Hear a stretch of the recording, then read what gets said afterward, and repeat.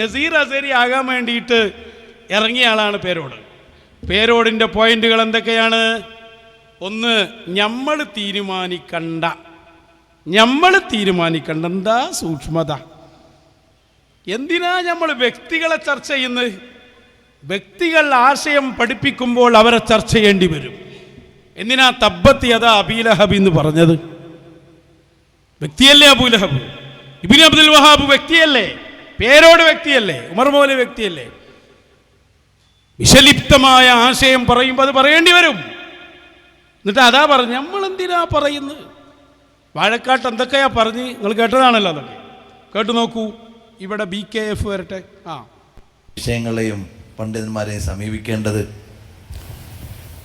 ഞാൻ നേരത്തെ പറഞ്ഞു, നമുക്ക് വ്യക്തികളെ അല്ല വിഷയം, നമ്മളുടെ എന്താണ് സബ്ജക്റ്റ്, മൗദൂ എന്താണ്, അതാണ് വിഷയം.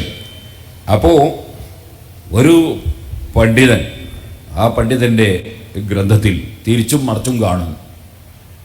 എന്താപ്പം ചെയ്യുക? എന്ത് ചെയ്യാനാ? നമ്മളയാളെ പറ്റി അയാളെ ഹിസാബ് എടുക്കാനൊന്നും അല്ല നമ്മളോട് പറഞ്ഞിട്ടില്ലല്ലോ.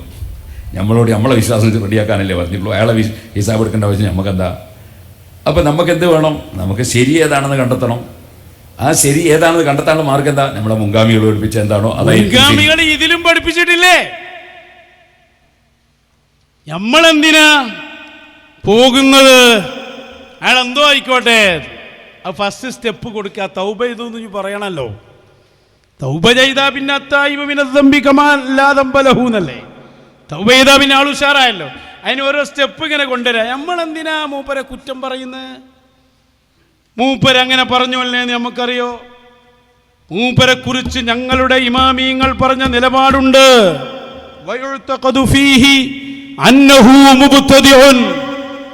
ഇബ്നു ഹജർ തങ്ങൾ പറഞ്ഞു, ഇബ്നു തൈമിയെ കുറിച്ച് വിശ്വസിക്കണം. എന്ത് വിശ്വസിക്കണം? അന്നഹു മുബ്തദിഉൻ, അയാൾ മുബ്തദിആണ്, പുത്തൻവാദിയാണ് എന്ന് വിശ്വസിച്ചോളണം. തീരുമാനം പറയണ്ട എന്ന് പറഞ്ഞാൽ മുൻഗാമികൾ പറഞ്ഞ തീരുമാനം ഞങ്ങൾ സാവിയത്തു സൂഫിയ പറയുക തന്നെ ചെയ്യും. അതുകൊണ്ട് 2025 ഈ കൊണ്ടോട്ടിയിൽ വന്ന് ഇബ്നു തൈമിയെ കുറിച്ച് തീരുമാനം പറയണ്ട എന്ന് പറഞ്ഞവരുടെ മുഴുവൻ വാദങ്ങളെയും അറബിക്കടലിലേക്ക് വലിച്ചെറിഞ്ഞ് ഞങ്ങൾ ആ വിശ്വാസം പ്രഖ്യാപിക്കുകയാണ്. ഇബ്നു തൈമിയെ കുറിച്ച് വിശ്വസിച്ചോളണം. അയാൾ മുബ്തദിആണ്, വഴിപഴച്ച ബിദ്അത്തുകാരനാണ്. അതിനേക്കാൾ വല്ല സൂക്ഷ്മക്കാരനൊന്നും ഒരുത്തനും നീച്ചു വരണ്ട. ഇനി അയാൾ ഒന്നുകൂടി പോവാണ്. എന്താ പറയുന്ന അറിയോ? മൂപ്പരെ കിതാബിലൊക്കെ അങ്ങനെ കാണുന്നുണ്ട്, പക്ഷെ അങ്ങനെ ഉണ്ടോ എന്ന് നമുക്ക് ഉറപ്പില്ലല്ലോ. ബാക്കിയുള്ളതൊക്കെ ഉറപ്പാ. എടോ, ഇബ്നു അബ്ദുൽ വഹാബിന് എങ്ങനെയാണ് എനിക്ക് ഉറപ്പുണ്ടാവോ? ഒന്നിലും ഉറപ്പില്ലാത്തൊരു സാധനം ഇയാണ് എന്നുള്ളത് എനിക്ക് വല്ല ഉറപ്പുണ്ടോ? വേറെ വല്ല ജിന്നും വന്നതാണെങ്കിലോ? ചെക്കാട്ടെ ബീവിൻ്റെ അടുത്ത് പോയാരി. അപ്പൊ എന്തിനാ ഉറപ്പുള്ള ആൾക്ക് ഒന്ന് പറഞ്ഞോട്ടോളൂ, പറയട്ടെ. അതിപ്പോ ഇദ്ദേഹം ഇവിടെ ഇങ്ങനെ അദ്ദേഹം തന്നെ കൈപ്പടയിൽ എഴുതി ഒപ്പിട്ടുണ്ട്. ഈ എന്ന ഗ്രന്ഥം അയാളുടെ കൈപ്പടയിൽ നമുക്ക് കിട്ടിയില്ല. അയാളെ കൈപ്പട കണ്ടാൽ നമുക്കിട്ട് അറിഞ്ഞും കൂടാ. അപ്പോൾ പിന്നെ നമ്മളിങ്ങനെ അദ്ദേഹത്തിൻ്റെ ഏതാ ശരി എന്നെങ്ങനെയാ വെക്കുക? അതാണ് നേരത്തെ ചോദ്യകർത്താവ് ചോദിച്ച്, ഒന്നിൽ അങ്ങനെയും കാണുന്നു, ഒന്നിൽ ഇങ്ങനെയും കാണുന്നു. നമ്മളെന്താ ചെയ്യുക? നമ്മളൊന്നും ചെയ്യാനില്ല. നമ്മൾ പണ്ട പഠിച്ച ആ ശരി തരീക്കത്ത് തന്നെ അങ്ങ് പോയാച്ചാൽ മതി. നമ്മൾ പണ്ടേ നമ്മളെ ഉസ്താദുമാർ പഠിപ്പിച്ച ആ ശരി തരീക്കത്തുണ്ടല്ലോ, അതിൻ്റെ അങ്ങ് പോയാൽ മതി. നമ്മളതിനാണ് നോക്കാൻ പോകുന്നത്. ഇനിയിപ്പോൾ അദ്ദേഹത്തിന് എന്തോ കുഴപ്പമുണ്ടോ? അദ്ദേഹത്തിനെ ഹിസാബ് ചെയ്യുന്നു നമ്മളല്ല, അദ്ദേഹത്തിന് പ്രതിഫലം കൊടുക്കുന്നു നമ്മളല്ല. അതല്ലേ നമുക്ക് ഡ്യൂട്ടി ഇല്ലല്ലോ. ഡ്യൂട്ടി ഉണ്ട്. മുൻഗാമികൾ ഒരാളെ കുറിച്ച് പറഞ്ഞാൽ അത് പറഞ്ഞോളണം. അതാണ് ആലിമിന്റെ ഡ്യൂട്ടി.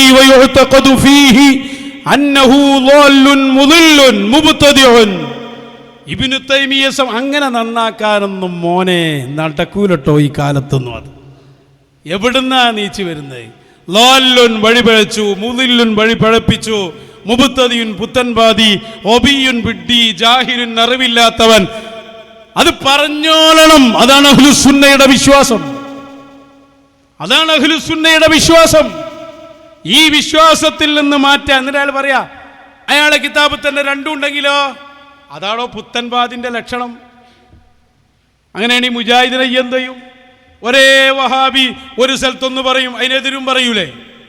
അതുകൊണ്ട് അയാൾ മഹത്വവൽക്കരിക്കല. അത് ഒരു വൈരുദ്ധ്യം പറയും. കാരണം എന്താ? ഒരു സ്വന്തം ഉണ്ടാക്കുന്ന ദീന, അതിൽ വൈരുദ്ധ്യം ഉണ്ടാവുന്ന ഉറപ്പല്ലേ? അതാണ് ഒരാളെ മഹത്വവൽക്കരിക്കാനുള്ള കാരണം. എത്രത്തോളം എന്നറിയോ? ദഹബി ഇബ്നു തൈമിയ്യയുടെ സ്വന്തം ശിഷ്യനാണ്. മനസ്സിലാക്കണം.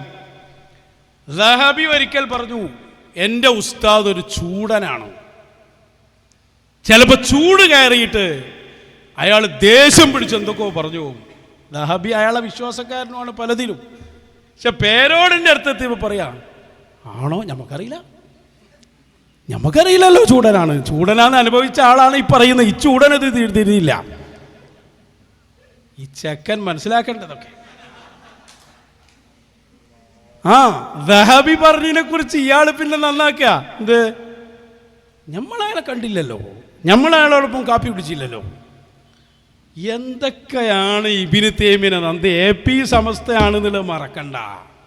അതാ നമ്മളെ മശായിഖ് പറഞ്ഞത്, ഈ എന്ത് പറയണം എന്നുള്ളത് വരെ ഞങ്ങളെ മശായിഖ് തീരുമാനിക്കുന്നു.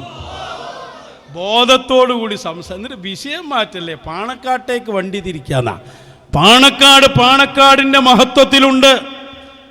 ബിദ്അത്തിലേക്ക് പോയ AP സമസ്ത മറ്റേ ആള് പറഞ്ഞ പോലെ സെൽഫ് ഗോൾ അടിച്ച് നടക്കല്ലേന്ന് അത്ര കാലം. ഒന്ന് കേട്ടോളൂ, ദഹബിന്റെ വാക്ക് വരെ അയാൾ നന്നാക്കണ്. നമ്മൾ സ്വീകരിക്കുന്ന മാർഗം. ഇനി ഇതിൽ തന്നെ കുറെ വിശദീകരിച്ച് പറയുമ്പോൾ അദ്ദേഹത്തെ സംബന്ധിച്ച് പല പണ്ഡിതന്മാരും പല അഭിപ്രായക്കാരായി എന്നൊക്കെ ഇതിൽ പറയുന്നുണ്ട്. അതുപോലെ ദഹബിയുടെ വാചകം ഇത് ഉദ്ധരിക്കുന്നുണ്ട്. അദ്ദേഹത്തിന് ചില ചർച്ചകളിലൊക്കെ സംഭവിക്കുമ്പോൾ പെട്ടെന്ന് ചൂടായ ചിലപ്പോൾ അയാൾ പല സംഗതിയും പറയുമ്പോൾ ചിലപ്പോൾ റെഡി ഉണ്ടാവില്ല എന്നൊക്കെ ഇതിൽ തന്നെ പറയുന്നുണ്ട്. അത് ദഹബിന്റെ കിതാബിൽ ദഹബിയും പറയുന്നുണ്ട്. അങ്ങനെയൊക്കെ അവരൊക്കെ പറഞ്ഞിട്ടുണ്ട് എന്ന് അറിയാമെന്നല്ലാതെ നമ്മളെ വകയിൽ നമ്മളെന്തിനാ വെറുതെ അദ്ദേഹത്തെ പറഞ്ഞ് നമ്മളയാൾ കണ്ടിട്ടുമില്ല, അയാൾ ശബ്ദം കേട്ടിട്ടുമില്ല, നമ്മളയാളിവിടെ ചായ കുടിച്ചിട്ടില്ല, കാപ്പിയും കുടിച്ചിട്ടില്ല. വർത്താനം. നമ്മളയാളെ കൂടെ ചായ കുടിച്ചിട്ടില്ല, അയാളൊപ്പം കിടന്നിട്ടില്ല, അയാളൊപ്പം ഒന്നും ചെയ്തിട്ടില്ല.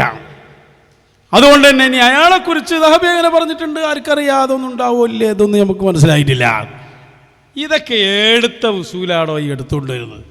ഒരാളെ കുറിച്ച് അഭിപ്രായം പറയണമെങ്കിൽ അയാളൊപ്പം പോയി ചായ കുടിക്കണോ?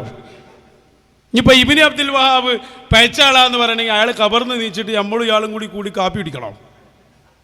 നമ്മളെ കണ്ടിട്ടില്ല, കാണാത്ത പോലെ പറയാൻ പറ്റൂല. അതിനല്ലേ ഇബ്നു ഹജർ, അതിനല്ലേ ഇമാം സുബ്ഹി, കണ്ട ആളുപടല്ലേ, അതിനല്ലേ ഇബ്നു അത്താഇല്ലാഹി സിക്കന്ദരി. നമ്മൾ നേരെ കണ്ണുകൊണ്ട് കണ്ടതിനേക്കാൾ വിശ്വാസമാണ് ഇബ്നു ഹജർ പറഞ്ഞതിനെ, ഇബ്നു അത്താഇല്ലാഹി സിക്കന്ദരി റളിയല്ലാഹു അൻഹു പറഞ്ഞതിനെ. എന്തൊക്കെ ഉടായിപ്പ ഈ ചങ്ങാതി ഉണ്ടാക്കി പോരുന്നത് പറഞ്ഞിട്ടില്ല. അത്രേ ദഹബി പറഞ്ഞത് പോലും മൂപ്പർക്ക് വിശ്വാസമായിട്ടില്ല എന്ന്. ഇനി അലിയാർ തങ്ങളെ കുറിച്ച് പറഞ്ഞു എന്ന് ഇബ്നു ഹജർ തങ്ങൾ പറയുന്നുണ്ട്. അതിനെക്കുറിച്ച് പേരോട് പറയട്ടെ, ഉറപ്പില്ലല്ലോ. ഓനെ എഴുതുന്ന ഇനി ഉറപ്പ് കിട്ടുക, വെച്ചു കൊടുക്ക്. പോയടത്തിൽ നഷ്ടായിരിക്കും എന്ന് പറഞ്ഞു. പലപ്പോഴും ഖിലാഫത്ത് കിട്ടാൻ വേണ്ടി ശ്രമിച്ച ഒരാളാണ്, അധികാരം കിട്ടാൻ ശ്രമിച്ച ആളാണെന്ന് പറഞ്ഞു. ഫലം യനൽഹ, എന്നിട്ട് കിട്ടാഞ്ഞിട്ടാണെന്ന് പറഞ്ഞു. വൈനമാ ഖാതലി റിയാസത്തിൽ ആര് ദിയാനത്തി, അങ്ങനെ നേതൃത്വം കിട്ടാനേനു അലി ഇബ്നു അബി താലിബ് യുദ്ധം ചെയ്തല്ലാതെ പരിശുദ്ധ ദീനിനു വേണ്ടിയല്ല എന്ന് പറഞ്ഞു. അദ്ദേഹം പറഞ്ഞിട്ടുണ്ടോ ഇല്ല നമുക്കറിയില്ല അദ്ദേഹം പറഞ്ഞിട്ടുണ്ടോ ഇല്ലോ. അങ്ങനെ പറഞ്ഞു എന്ന് പറഞ്ഞ പണ്ഡിതന്മാരുണ്ട്.